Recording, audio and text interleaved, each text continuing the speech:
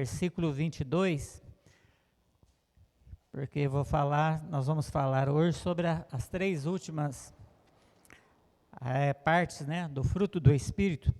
No versículo 22 diz: mas o fruto do Espírito é amor, gozo, paz, longanimidade, benignidade, bondade, fé, mansidão, temperança. Podeis assentar? Então nós vemos aqui, são 9, né? E já foi falado sobre o amor, gozo e paz, não é isso, pastor? Já foi falado? Está vindo agora. Tá bom. Então, vou falar sobre os três últimos aqui, né? Fé, mansidão e temperança. Tem muitas Bíblias, não sei qual tradução do irmão aí que em vez de fé fala fidelidade. Tem uma tradução? Toda é fé mesmo? Fidelidade. É porque tem uma tradução da Bíblia que em vez de fé é fidelidade, né? Então nós temos que ver a diferença. Então eu trouxe para os irmãos aqui a definição de fé e também a definição de fidelidade, né?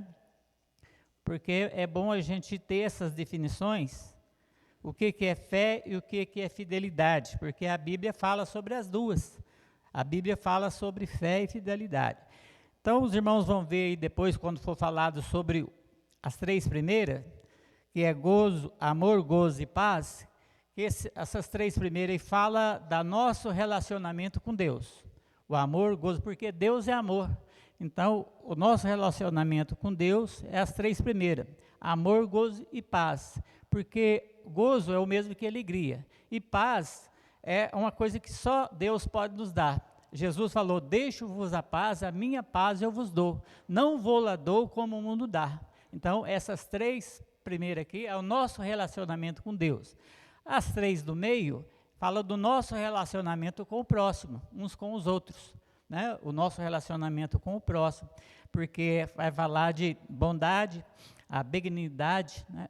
A bondade e a benignidade e a longanimidade, que também outras Bíblias falam de paciência, né? Longanimidade, nós temos que ter paciência uns com os outros, porque é tão difícil, né?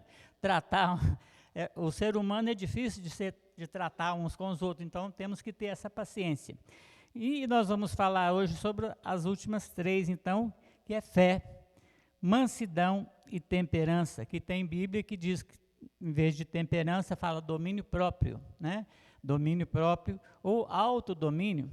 Então, temperança e autodomínio é a mesma coisa, né? Temperança é você dominar você mesmo, né? A temperança ou autodomínio, nós devemos dominar a nós mesmos. Então, nós vamos estar estudando essas três. E uma definição de fé, já que tem Bíblia que fala fé e fidelidade, fé, a própria palavra de Deus diz que é a certeza de algo que vai acontecer. Eu tenho a certeza de algo que vai acontecer, mesmo que eu não esteja vendo, mas eu tenho essa certeza de algo que vai acontecer. Mas nós temos ainda três ou quatro definições para a fé, porque tem a fé que é natural. E o que é a fé natural? A fé natural é aquela que você sabe o que vai acontecer. É uma fé natural. Você, pelas evidências, né? Pelo nosso, como que fala? Evidência não, também evidência, né? Mas é aquilo que a gente tem visto, né? Todo dia. Por exemplo, você planta arroz, você sabe que vai nascer arroz. Então, você tem essa certeza. Eu vou plantar arroz, não vai nascer feijão. Eu vou plantar chuchu, não vai dar abacate. Né? Então, é uma certeza que a gente tem que plantando aquilo vai dar. Então, é uma coisa natural, né? A fé é natural. Mas existe também a fé salvífica, que é aquela da salvação, né? Pela graça sois salvos mediante a fé. Isso não vem de vós, é um dom de Deus. Então, é a fé que nós temos a certeza que seremos salvos. É a fé salvífica. E também tem a fé operante, né? Então, são vários tipos de fé. Qual que é a fé operante? É a certeza, né? É a fé da cura, né? Nós vemos aqui sobre a fé operante, em Efésios 2, a fé salvífica, né? A fé salvífica está em Efésios 2, 8, 9. Os irmãos podem ler depois, né? Pode abrir a Bíblia aí para nós ler. Então, a fé salvífica, que está em Efésios 2, 8, 9, que fala, que eu já citei aqui, né? Pela graça sois salvos, isso não vem de vós, é dom de Deus. Então, é a fé para a salvação. Então, esta fé é uma fé que nós adquirimos, né? Pelo Espírito Santo. Ela é parte do fruto do Espírito que o Espírito Santo vai produzir ela em nós, né? Porque quando fala de fruto do Espírito, não é uma coisa que nós produzimos. O fruto é do Espírito. O Espírito Santo vai produzir em nós esse fruto. Não é nós que vamos produzir, é o Espírito Santo produzindo esse fruto na nossa vida. Então, a fé faz parte. Alguém achou Efésios 2, 8, 9? Só para nós confirmar, né? É um versículo bastante conhecido, mas é bom nós lermos. Pela graça sois salvos, por meio da fé. Isso não vem de vós, é dom de Deus. Amém. As obras para que ninguém se glorie. Depois o irmão acha aí também Hebreus 11:1, que vai dar outra definição de fé. Hebreus 11:1, que fala que é da fé operante. Esta fé que produz milagres, maravilhas, os sinais, né? Essa fé operante, ela opera. Então, é uma fé que vai operar milagres, vai operar sinais e maravilhas. É a fé que opera. Então, Hebreus 11:1.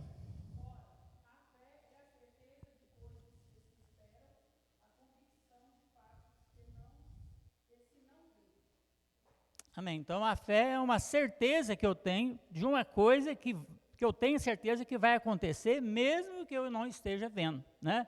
Amém? Então, essa fé é operante. E nós temos ainda, sobre esta fé operante, Mateus 8, 5 a 10. Irmão, que achar primeiro pode ler. Então, e depois o outro, Marcos 5, 27 e o 29. 27 a 29, Mateus 8, 5 a 10, Marcos 5, 27 e 29. Então, vamos falar nesses versículos sobre a fé operante, a fé que opera milagre. A pessoa tem essa fé, ela tem a convicção, ela tem a certeza de que isso vai acontecer mediante a ação que ela vai tomar, né? Ela vai tomar uma ação. Então, os irmãos podem ler Mateus 5, Mateus 8, 5, 10.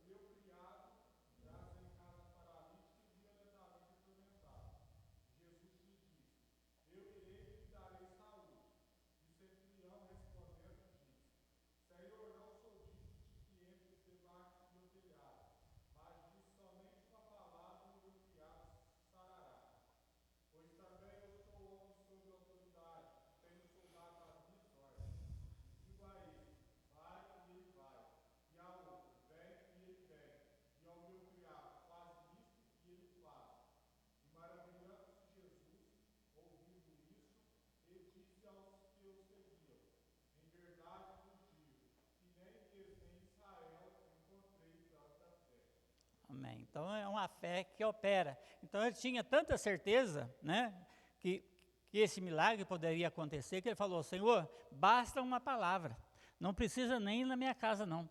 Se o Senhor der uma palavra, eu acredito, eu tenho fé que o meu criado vai ficar curado. Amém? E o outro versículo é Marcos 5, 27 e 29, que vai falar da mulher do fluxo de sangue, né? Os irmãos podem ler também. Marcos 5, 27 e 29, aquela mulher, vamos adiantar aqui, ela tinha certeza que se tocasse na orla da veste de Jesus, ela ficaria curada. Ela já estava enferma há 12 anos, já tinha gastado tudo que tinha, mas ela ouviu falar dos milagres que Jesus fazia, né? Então ela fala: se eu tocar, né, porque era muito difícil chegar perto de Jesus, mas ela tinha certeza, se pelo menos eu der um pulo aqui, encostar a mão nas vestes dele no meio dessa multidão, eu vou e pulo aqui, eu relo a mão nas vestes dele e eu vou ficar curada, né? Amém? Leia para nós.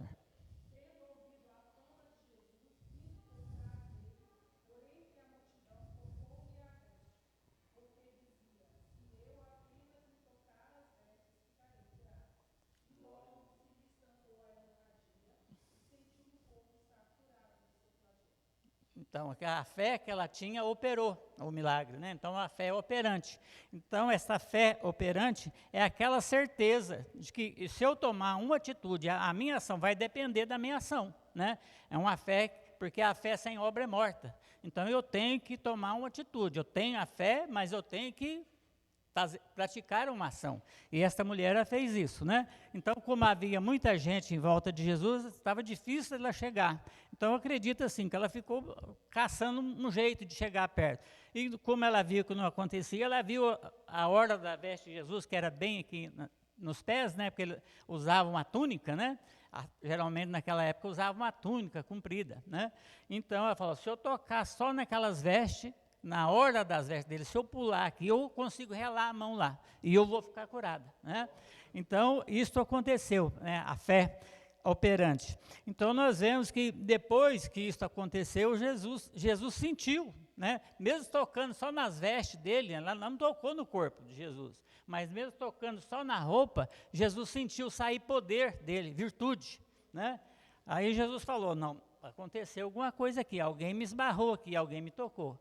Aí os discípulos falaram, Senhor, tanta gente aqui, qualquer um pode ter te esbarrado, toda hora um esbarra mesmo. Fala, não, esse esbarrão foi diferente, né? Esse esbarrão foi de fé mesmo, porque saiu o poder, né? Saiu o poder. Então, este é a fé operante. E tem a outra fé também, que é aquela fé que nós confessamos, né? Até aí, na Assembleia de Deus existe o credo, né? O credo da Assembleia de Deus, que é aquele que nós confessamos, que acreditamos no Senhor, né? Que é Deus Todo-Poderoso, que Jesus foi morto, crucificado. Então, se os irmãos procurar na internet, quem não tem, vai encontrar o credo. E tem também no estatuto, né? Então, tem essa fé também, que é a fé que nós confessamos.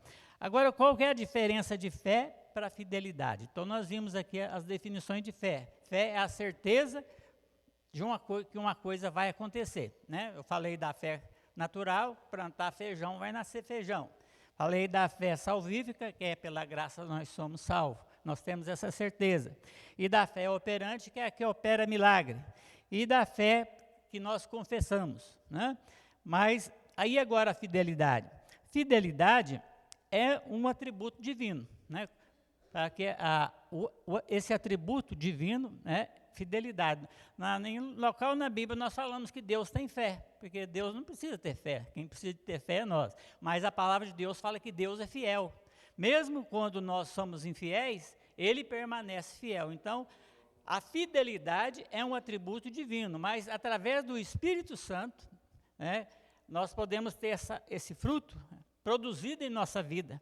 Nós podemos ser fiel também. Nós podemos ter fidelidade. Quando fala de fidelidade, fala de ser fiel. E o que é fidelidade? Fidelidade é o firme propósito de cumprir aquilo que eu prometi. Fidelidade, a definição é essa, né? É o firme propósito de cumprir o que se prometeu. Ser constante em todos os compromissos assumidos com alguém. Eu assumi um compromisso com uma pessoa, então eu tenho que ter essa fidelidade de cumprir esse compromisso. Isso é fidelidade. Quando duas pessoas se casam, né? O marido e mulher, então na hora ali o noivo, a noiva faz esse compromisso de fidelidade. Ser fiel até que a morte o separe. Então, esse é um compromisso de fidelidade. Quando você vai lá na loja e compra alguma coisa em 10 pagamentos, você assina lá um contrato. Esse é o contrato de fidelidade, porque você vai pagar todas as 10 parcelas. Então, você vai ser fiel naquelas parcelas. Então, a diferença de fidelidade e fé é basicamente isso, né? Fé é a certeza de algo que vai acontecer, né? Eu tenho certeza. E fidelidade é o propósito que eu faço de cumprir, né, um compromisso. Eu fiz um compromisso, então eu vou cumprir este compromisso. E agora vamos ver na palavra de Deus, Gênesis 22, 2, algumas pessoas que eram fiel, né, a Deus. Aqui nós vamos falar da fidelidade de Abraão, ou da fé. Então, onde que uma Bíblia fala fé e outra fala fidelidade, é por isso. Porque Abraão, ele tinha uma fidelidade para com Deus. E também aqui em Hebreus vai falar da fé de Abraão. Então, fé e fidelidade parece que se mistura, né? Gênesis 22, 2 vai falar da fidelidade de Abraão. Pode ler quem encontrou.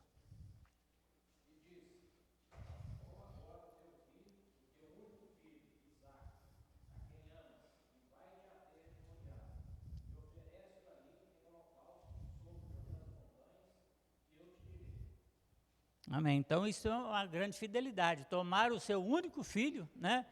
E oferecer, obedecendo a Deus, oferecer o único filho em sacrifício, né? No altar. Fazer um altar, colocar o filho ali e queimá-lo, né? Porque tinha lenha. Então, era para fazer um sacrifício em ofertas queimadas. Mas Abraão acreditava tanto, né? Tinha tanta a fé no Senhor, que aquele filho era o filho da promessa, né?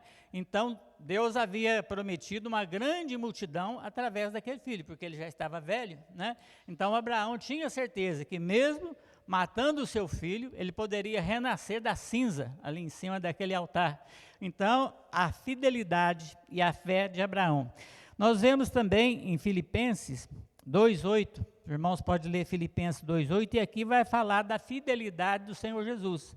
Quando se fala aqui desse sacrifício de Abraão, esse sacrifício de Abraão também nos remete ao sacrifício de Cristo. Quando Deus pede para Abraão, o seu próprio filho, estava nos levando a acreditar que futuramente Deus também daria o seu próprio filho para salvar toda a humanidade.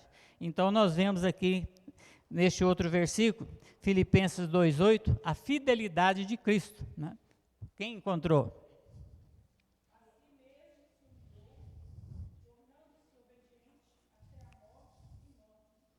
Então, a fidelidade, mesmo sabendo que era uma morte terrível, né? A morte de cruz era a pior morte que havia, mas essa fidelidade que havia em Cristo Jesus fez com que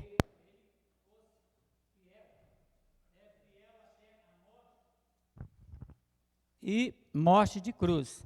Então, o Senhor Jesus, ele abandonou, né, se nós lemos os outros versículos anteriores, fala que ele despojou de toda a sua glória, e ele se humilhou como um homem, né, desfazendo de tudo que ele tinha. Ele não se tornou como se fosse um Deus, mas como um homem, né, para morrer em uma cruz, porque ele não morreu numa cruz como Deus, ele morreu como homem, para nos salvar. Então, nós vemos aqui a fidelidade do Senhor Jesus. E em Timóteo 2,13, 2 Timóteo 2,13, vai dizer que Deus é sempre fiel. Se nós perguntarmos quem que é a maior pessoa que foi fiel na Bíblia, né? Na Bíblia, quem que é a pessoa mais fiel? Então, a resposta vai ser Deus, porque Deus, ele sempre foi fiel e sempre será fiel. Mesmo quando nós somos infiéis, ele permanece fiel. Então, a fidelidade de Deus, ela é imensurável. 2 Timóteo 2,13. Se formos infiéis, ele permanece fiel, não pode negar a si mesmo. Então, o maior exemplo de fidelidade é o nosso Deus, né? E como exemplo de fidelidade, a Bíblia diz para nós seguirmos, né? imitarmos o Senhor Jesus, imitarmos a Deus. Tem versículo na Bíblia que diz que sede santo porque eu sou santo. Então, nós temos que imitar, pelo menos tentar, né? Porque nós não somos imperfeitos, mas Deus vê o nosso esforço. Quando Deus vê o nosso esforço, Ele vem acreditar que nós queremos realmente ser como Ele, porque nós estamos nos esforçando. Então, fidelidade, nós vemos aí que há essas duas diferenças, né? Fidelidade e fé, né? Existe ainda a fidelidade de comparecimento a uma reunião. Eu fiz o compromisso de comparecer a uma reunião. Se eu faltar à reunião, eu fui infiel, né? Porque eu fiz o compromisso de comparecer, eles precisavam de mim ali. Então, essa é a diferença entre fidelidade e fé. Vamos entrar agora para a outra parte, que é a temperança. Depois vamos falar da mansidão. O que seria temperança? Mateus 5,13. Temperança, quando fala de temperança, nós falamos de tempero, né? Já pensou uma comida sem sal, sem tempero? Né? Então, a temperança fala do nosso domínio, né? Nós dominarmos a nós mesmos, mas também fala de ser temperado, equilibrado, equilíbrio, né? Na balança. Mateus 5,13.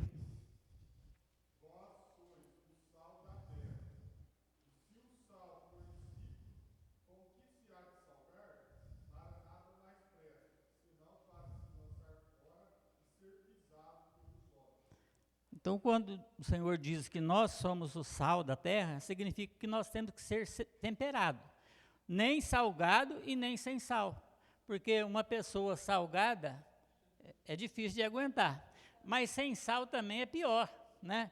Então, nem salgada nem sem sal. Já pensou você comer uma comida muito salgada, né? Então, a comida tem que ser temperada, né? Então, a nossa vida no Senhor, nós temos que também ter essa temperança, né? Temperança, nem muito salgado e nem sem sal. A pessoa sem sal, quando ela chega num local assim, todo mundo dá um jeitinho de ir saindo. Se for salgado também é a mesma coisa, né? Mas se for uma pessoa temperada, todo mundo quer ficar ali para ouvir, porque gosta das palavras, né? São palavras boas, palavras agradáveis.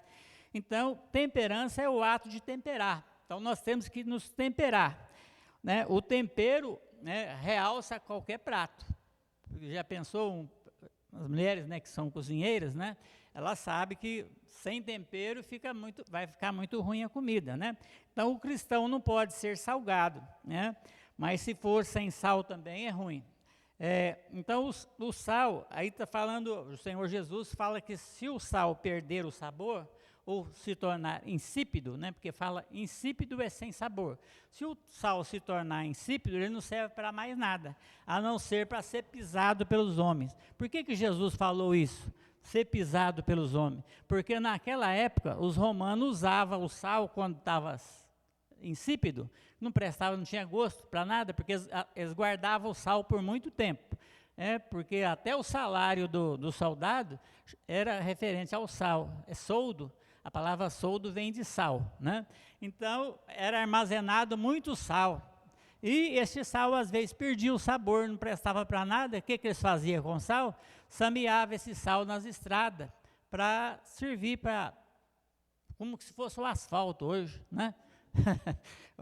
O asfalto daquela época era sal. Então, jogava sal, aí o sal petrificava e ficava bom para as carroças passar, as carruagens. Então, por isso que Jesus disse, só serve para ser pisado pelos homens, porque as carroças, as pessoas iam pisar esse sal, porque era um sal insípido. Então, por isso que Jesus usou esse argumento aqui, né, falando que só serve para ser pisado pelos homens. Colossenses 4:6 também vai falar desse tempero. Colossenses capítulo 4, versículo 6. Aqui vai falar para nós sobre a palavra boa, a palavra agradável, a palavra que dá prazer de ouvir, né? Nós, cristãos, quando chegam em algum lugar, todo mundo tem que ter vontade de ouvir as palavras dele. Se for esse cristão que fala coisas desagradáveis, ninguém vai querer ficar perto, vai querer sair. Mas se a palavra é boa, é agradável, dá prazer de ouvir, é palavra edificante, né, emocionante, que toca a alma, né? São palavras, isto é inspirado pelo Espírito Santo, né?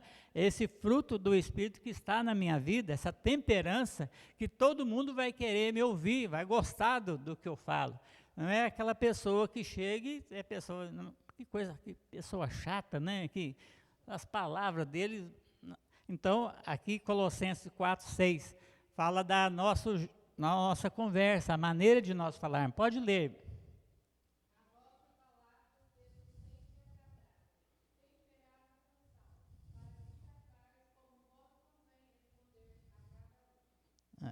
Palavra temperada com sal. Aqui ele está usando aqui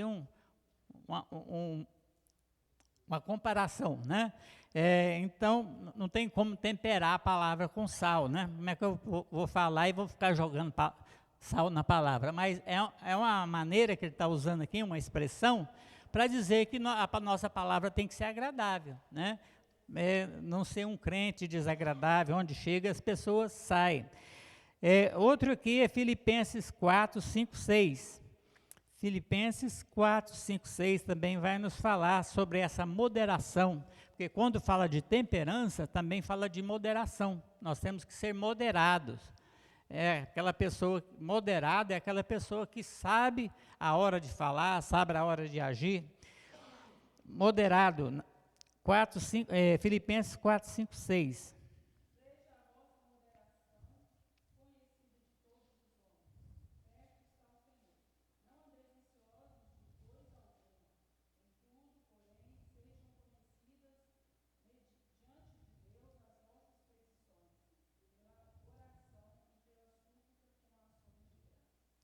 Então, ser uma pessoa moderada que fala sem exagero, né? Sem exagerar.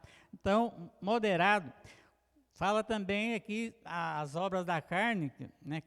Já foi visto, né? Fala daquela pessoa que não é moderado ao comer, ele vai praticar glutonaria, né? Que é a obra da carne. É uma pessoa exagerada, ele já está cheio, mas ainda quer comer mais. Então, parte para a obra da carne. Então, nós devemos ser moderados, sem exagero, né?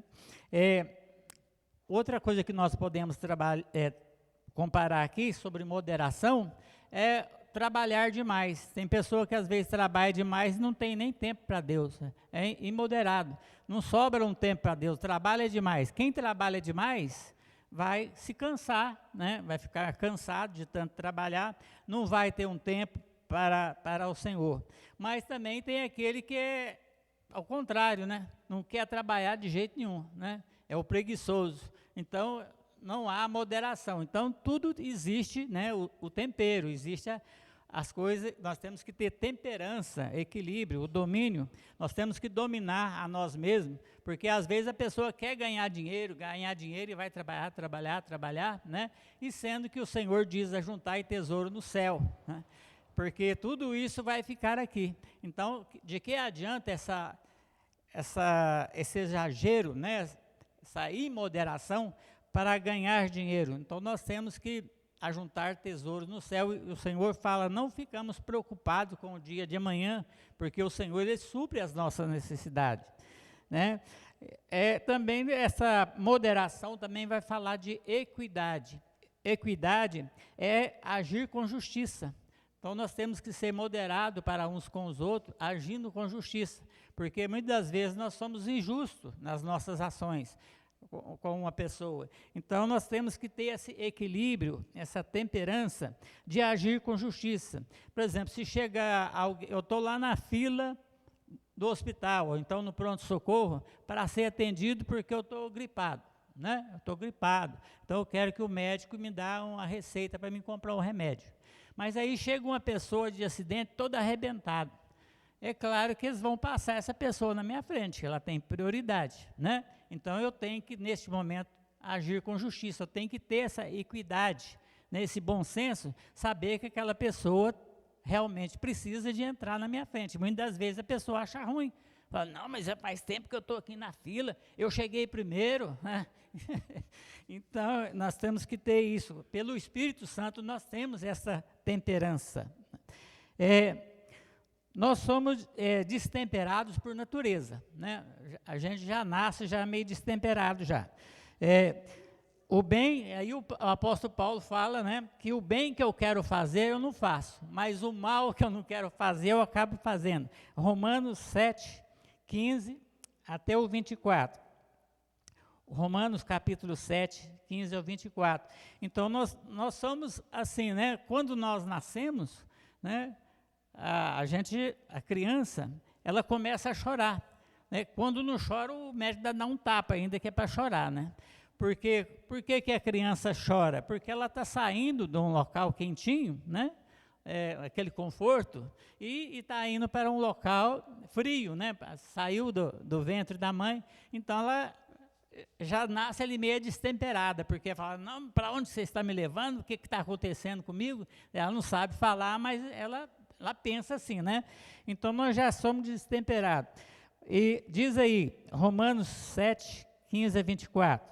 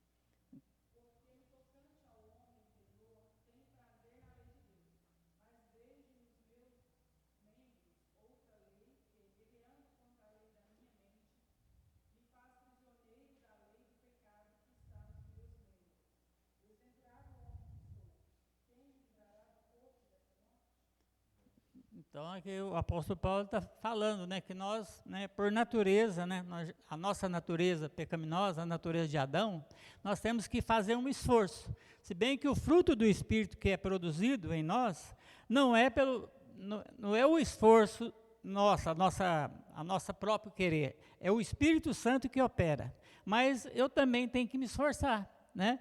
Porque o meu esforço sozinho não vai adiantar nada. Não adianta nada eu fazer um grande esforço, mas se o Espírito Santo não estiver em mim, porque não vai produzir o fruto, né, do Espírito. Mas quando o Espírito Santo ele já observa, né, que eu quero fazer o bem, que eu não quero fazer o mal, né? O Espírito Santo já percebe e vem me ajudar. Então, esse fruto vai ser produzido em mim também por causa do meu esforço, por causa do meu querer. Porque a palavra de Deus diz que o reino de Deus ele é tomado por esforço. E quem se esforça, apodera-se dele. Então, quem não se esforça, se eu não esforçar para ter santidade, eu nunca vou conseguir. Né? Nós não vamos conseguir ser santo aqui nesta vida, né? A perfeição, né? Se bem que a própria palavra de Deus, o apóstolo Paulo, quando ele se referia à igreja do Senhor, ele falava aos santos que estão na Galácia, aos santos que estão em Efésio, aos santos que estão em Filipos, mas era uma maneira dele expressar, porque nós buscamos essa santidade, é porque nós estamos buscando, nós não vamos conseguir ser perfeito, enquanto este corpo corruptível não se revestir de incorruptibilidade, e isso que é mortal se revestir de imortalidade. O dia que isso acontecer, que vai ser na volta do Senhor Jesus, né? Então nós seremos perfeitos, a partir deste dia seremos perfeitos, mas com essa natureza adâmica, nós temos que nos esforçar para ter santidade. Sem esforço nós não vamos conseguir, e Deus, sabendo que nós estamos esforçando para ter essa santidade, o Espírito Santo vai agir, né, para que nós consigamos. Vai precisar então do nosso esforço também. Outro assunto está em Lucas 9, 23. Lucas 9, 23, onde Jesus disse que nós temos que negar a nós mesmos, né? Lucas 9, 23, dominar a si mesmo, ou negar a nós mesmos, este domínio próprio, esta temperança. Então, se nós não negar a nós mesmos, nós não podemos nem seguir a Jesus, porque ele falou, se vocês quiserem me seguir, quem quiser me seguir, negue-se a si mesmo, tome a sua cruz. Além de negar a si mesmo, ainda não pode largar a cruz, não, tem que levar a cruz, né? Então, negar a si mesmo e ainda tomar a cruz. Vamos ler Lucas 9, 23.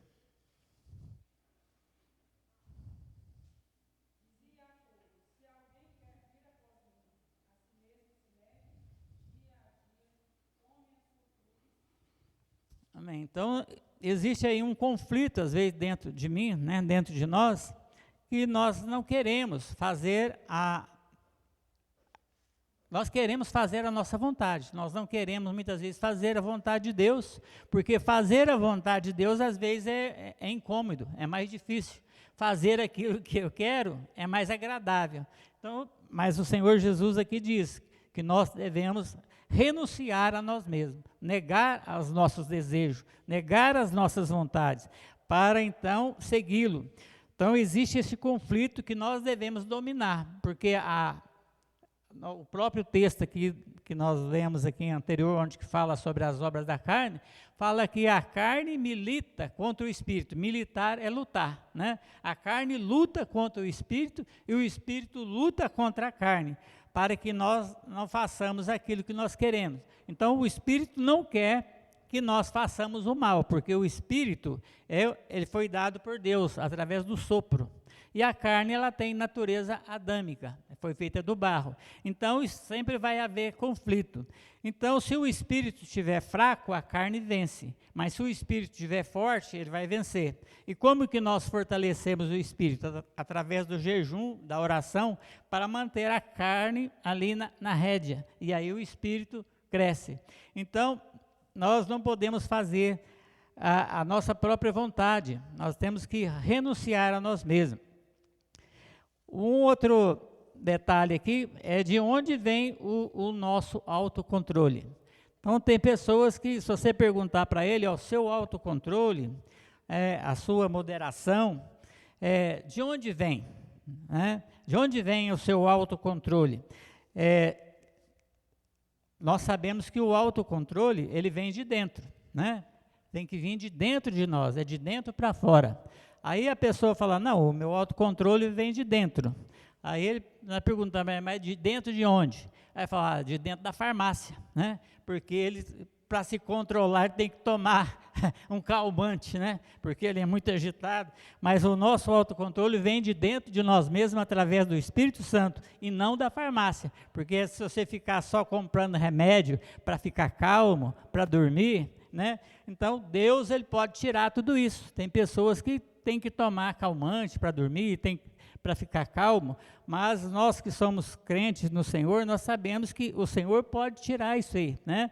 Porque nós não precisamos desses dependentes químicos para ficar calmo, porque dentro de nós, né, existe o Espírito Santo que pode nos fazer calmos, temperados, com mansidão, né? E daqui a pouco nós vamos falar sobre a mansidão. Então, o versículo 7 de Mateus, capítulo 7, 12 também, vai nos falar sobre esse autocontrole.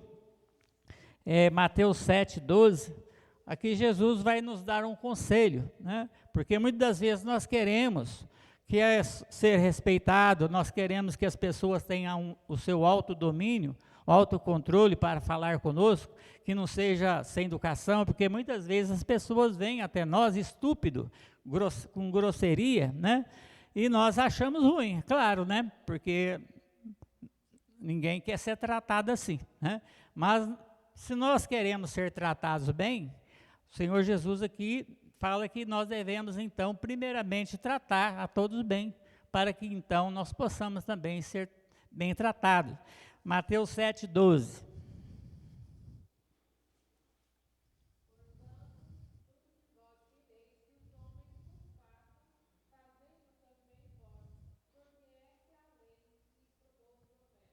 Amém. Então, se nós queremos ser bem tratados, se queremos que as pessoas nos tratem bem, porque tem pessoas que gostam de ser bem tratado, mas ele é estúpido, sem educação, não trata bem as pessoas. Mas nós, como crentes no Senhor, nós temos que ter esse autodomínio de tratar bem as pessoas, porque quando nós somos bem, tratamos bem as pessoas, não há motivo para a pessoa nos tratar mal. E se ele nos tratar mal, ele está sendo injusto, porque nós estamos falando com educação, né? Como o Senhor Jesus ensinou. 1 Timóteo 3, 4 e 5. Aqui vai falar sobre um outro tipo de governo, porque quando fala de temperança, de autocontrole, nós falamos também de governo. Nós temos que saber governar a nós mesmos, né? Então, temperança, autodomínio, moderação, também fala de governo. E aqui em Timóteo vai falar sobre a pessoa governar bem a sua casa, né? Então, eu tenho que saber governar. Primeiramente, eu tenho que governar a mim mesmo, eu tenho que saber governar a mim mesmo, eu tenho que ter esse autocontrole. Em seguida, eu vou também, se eu tenho esse autocontrole, eu vou também governar bem a minha casa. Pode ler 1 Timóteo 3, 4, 5.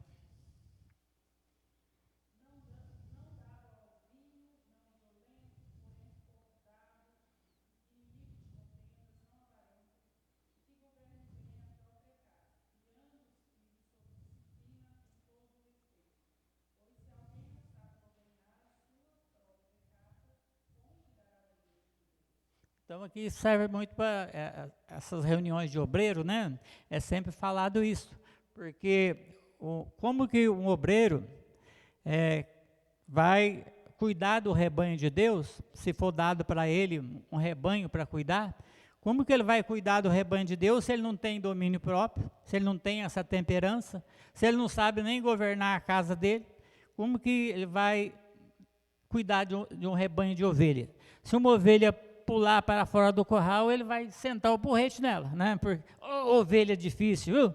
Então, tem que saber cuidar primeiramente da sua casa, né? Primeiramente da sua vida, primeiramente ter autodomínio e depois também cuidar da própria casa para também, se um dia ele for destacado para cuidar de um rebanho do Senhor, ele está apto, né? Então aqui fala deste autodomínio, deste saber governar a própria vida, a própria casa, para também cuidar do rebanho do Senhor.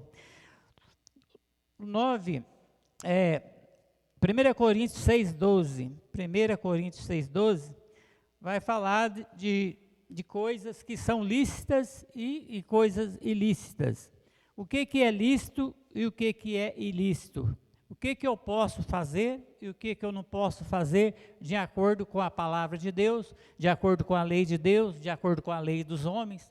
Existe então aquilo que é lícito e aquilo que é ilícito, aquilo que é legal e aquilo que é ilegal. Legal é porque está de acordo com a lei, ilegal é porque está contra a lei. E aqui, 1 Coríntios 6,12, o apóstolo Paulo vai falar sobre essas coisas. Pode ler.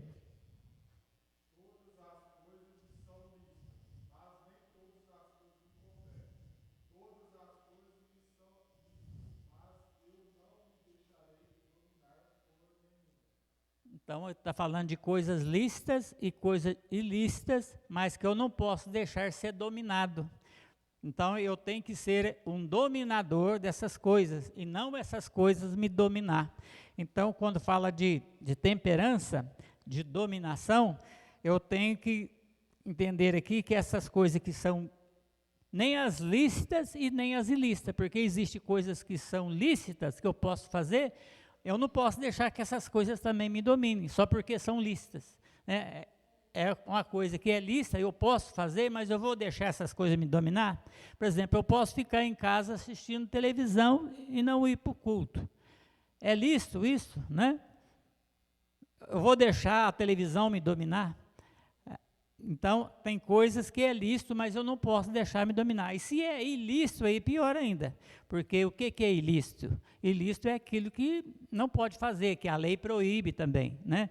E aquilo que a própria palavra de Deus também proíbe. Às vezes a lei não proíbe, mas está na palavra de Deus que aquilo eu não posso fazer. Então, eu não posso ser dominada nem por uma, nem pela outra. Então, existem coisas que são lícitas e ilícita, mas eu não posso deixar que nenhuma delas me domine. Vamos passar para o outro agora, que é a mansidão. Já falamos sobre fé, temperança, agora vamos falar sobre mansidão para encerrar.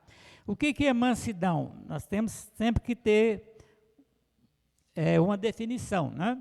Mansidão, o sinônimo de mansidão é brandura, a pessoa branda, né?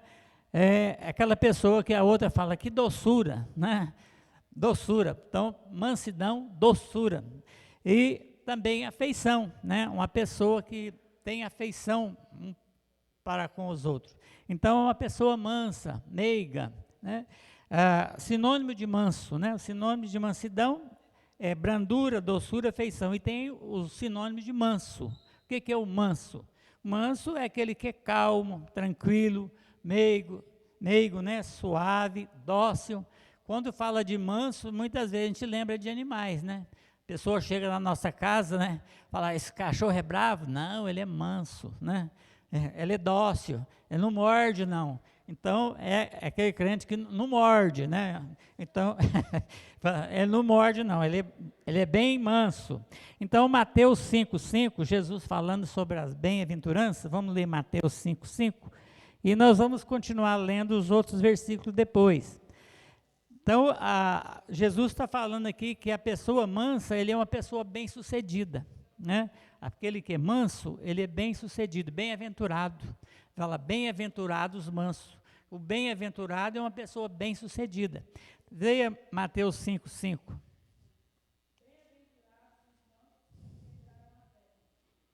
Amém. Então, os mansos herdarão a terra. Por que o Senhor Jesus falou isso? Porque quando o povo estava saindo do Egito, né, para herdar a terra de Canaã, aquele povo não era manso, não. Misericórdia, né? Ficava reclamando de tudo, né? De tudo ele reclamava, e Deus fazia tudo para eles, abriu o mar vermelho. Deus mandou o maná do céu, mandou codornizes, né? Quando eles estavam com sede, Deus providenciava água, e eles ainda reclamavam, para que tirou nós lá do Egito? Podia deixar a gente morrer lá mesmo, pelo menos lá tinha comida, né? Lá tinha água para beber. Mas então, esse povo não era manso, mas os mansos, quem era manso herdou a terra. Quem que é os dois mansos? Josué e Caleb. Os outros morreram tudo no deserto, por causa quem entrou em Canaã foi os que nasceram durante os 40 anos, né? Mas só Josué e Caleb que entrou? Não, não foi só Josué. Foi Josué e Caleb que saiu do Egito, né, ainda moço, né? E eles entraram no Egito.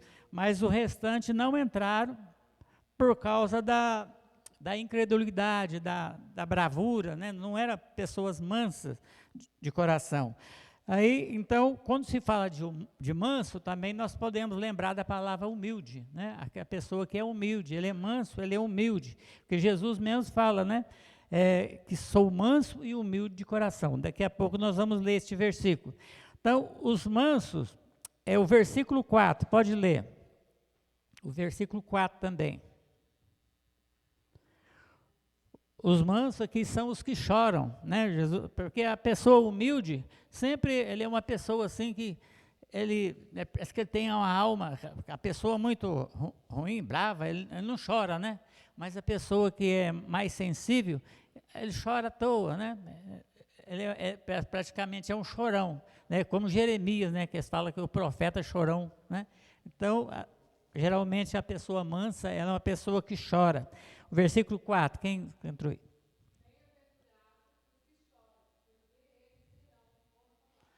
São consolados, né? Os que choram serão consolados. Lá em Apocalipse fala que o Senhor enxugará dos seus olhos toda lágrima, né? Então, os que choram serão consolados. Versículo 5, que tem fome e sede de justiça.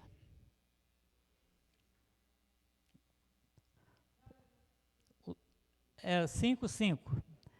É só seguir aí, Mateus 5:5. Nas bem-aventuranças. Amém? Então, quem tem fome e sede de justiça terão fartura, né? Hoje você pode ter fome e sede de justiça, mas você terá fartura, porque o Senhor dará, né? Toda pessoa mansa é misericordiosa. O versículo 7.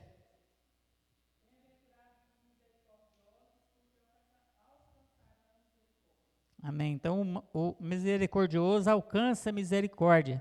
O versículo 8 vai falar de uma pessoa mansa, é aquela que tem coração limpo. Amém. E também o 9 vai falar que o manso, ele é um pacificador. Ele traz paz aonde ele chega. Ele não cria contenda, né? Lê o 9.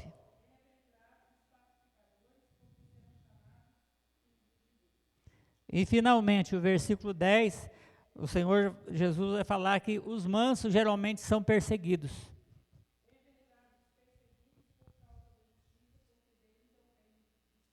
Então, é importante essa mansidão, né, do Espírito Santo, porque o Senhor Jesus diz que no mundo tereis aflições, serão perseguidos, mas tem de bom ânimo, né, não podemos desanimar. Tiago 4, versículo 6, e depois Tiago 4:10. Tiago 4:6 e 4:10 vai dizer que o mundo geralmente valoriza aí os bravos, né? O mundo secular, eles parece que eles dão mais valor às pessoas bravas, às pessoas arrogantes, os poderosos, que usam da força, mas aqui a palavra de Deus diz que Deus exalta os humildes, né? Leia 4:6. Tiago.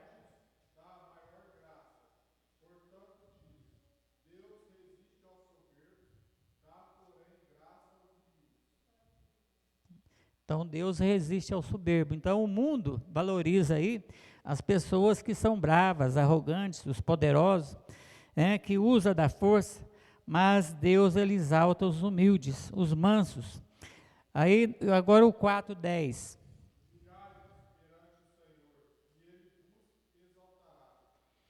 Então, quando nós humilhamos perante o Senhor, que Ele, no devido tempo, né, nos exaltará. Quando nós humilhamos, temos esta mansidão, que quando fala de mansidão, essa mansidão que se nós esforçamos, o Espírito Santo vai produzi-la em nós, né? Como fruto, o Espírito Santo produz essa mansidão em nós.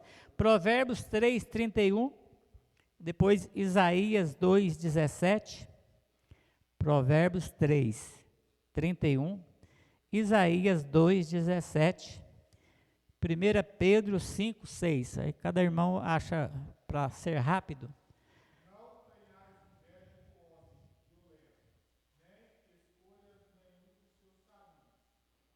Então, não precisamos ter inveja desses arrogantes, dessas pessoas que se dizem bravas, que se dizem poderosas, né, que usam da força para obter os seus objetivos, porque é com Deus, né, Deus vai exaltar os humildes. Nós não precisamos ter inveja dessas pessoas. Isaías 2:17.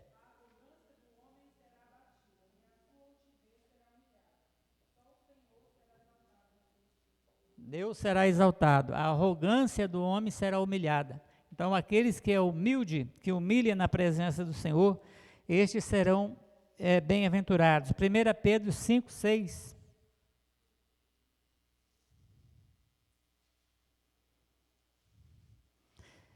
E 1 Pedro, amém? Pode ler. Então, é semelhante ao outro versículo, né? Diz segundo o Pedro aqui, o apóstolo Pedro está dizendo que para nós humilharmos diante da potente mão de Deus, porque a mão de Deus ela é soberana, é potente, porque no devido tempo, tudo tem o seu tempo determinado, né? No devido tempo ele vai nos exaltar. Mateus 11:28. Nós estamos quase encerrando. Mateus 11:28. Aqui o povo judeu, nós vimos aqui em Mateus 11:28, que o povo judeu, ele rejeitou, os judeus rejeitou a Jesus, o Messias, justamente porque Jesus era manso. Jesus falou: vinde a mim, que sou manso e humilde de coração. O povo judeu, eles esperava um Jesus com a espada na mão, um Jesus guerreiro, um Jesus que derrotasse o Império Romano, porque eles estavam sendo oprimidos pelo Império Romano. Então, eles esperavam um Jesus assim, né? Vamos ler aqui, Mateus 11:28.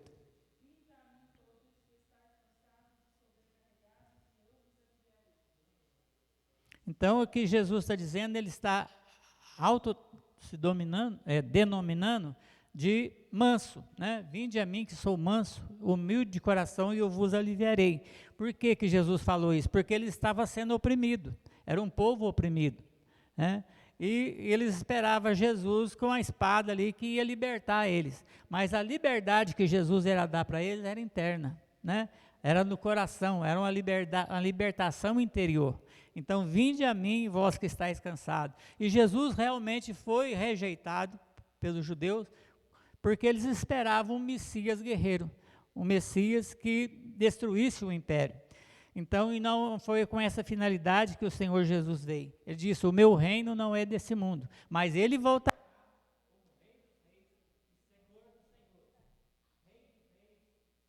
Dos senhores. Amém. Vamos ver João 13:33. João 13:33. A nossa mansidão, ela desaparece, né, quando coisas ruins começam a acontecer. É muito fácil a gente ficar bravo, né, quando coisas ruins começam a acontecer. Quando tudo vai bem, glória a Deus, né? Está naquela mansidão, aquela maravilha. Mas quando coisas ruins começam a acontecer ao nosso redor, parece que a nossa mansidão vai embora, né? Então, nós precisamos realmente do Espírito Santo, né, para produzir esse fruto dentro de nós, para que essa mansidão continue, né, dentro de nós. João 13:33.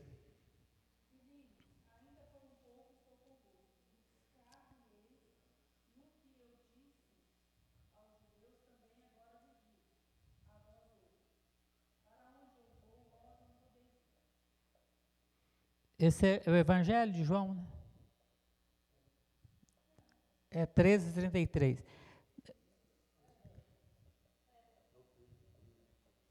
É o 13, 13? Ah, é 13, 13. Então eu coloquei 33, é 13, né? 13.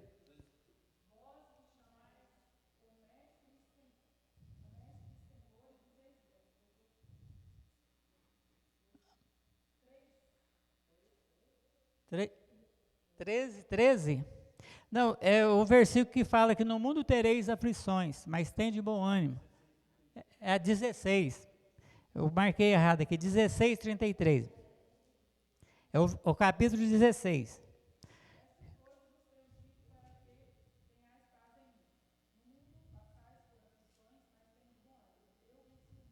Amém. Então, eu marquei 13 aqui, mas era o 16.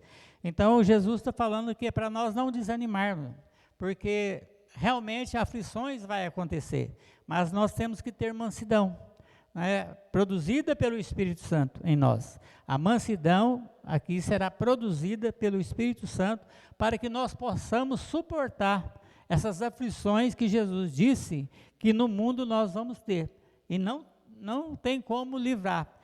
Parece que aqui é uma profecia, né? Uma profecia que o Senhor Jesus, no mundo tereis aflição. Quem vem para a igreja, aceita Jesus achando que não vai ter aflição, está enganado, porque o próprio Senhor Jesus diz, no mundo tereis aflição. Mas nós devemos ter bom ânimo. Mateus 11, 28... Não, isso já lemos. É Isaías 43, 2. Para encerrar aqui, irmão. Isaías 43, versículo 2.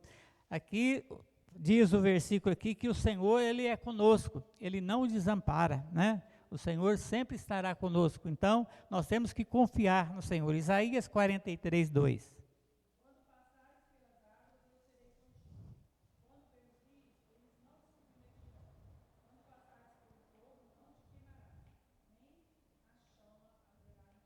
Então o Senhor Ele está conosco, mesmo nos momentos de aflição, nos momentos de angústia, né? Assim como aconteceu com Sadraque, Mesaque e Abednego, que não se dobrou diante daquela estátua, e o Senhor entrou com eles na fornalha, e não houve nem cheiro de fumaça nas suas roupas, nenhum cabelo se queimou. Então o Senhor sempre estará conosco. O Salmo 91, versículo 7 também diz, caia 1000 ao teu lado, 10.000 à tua direita, mas tu não serás atingido.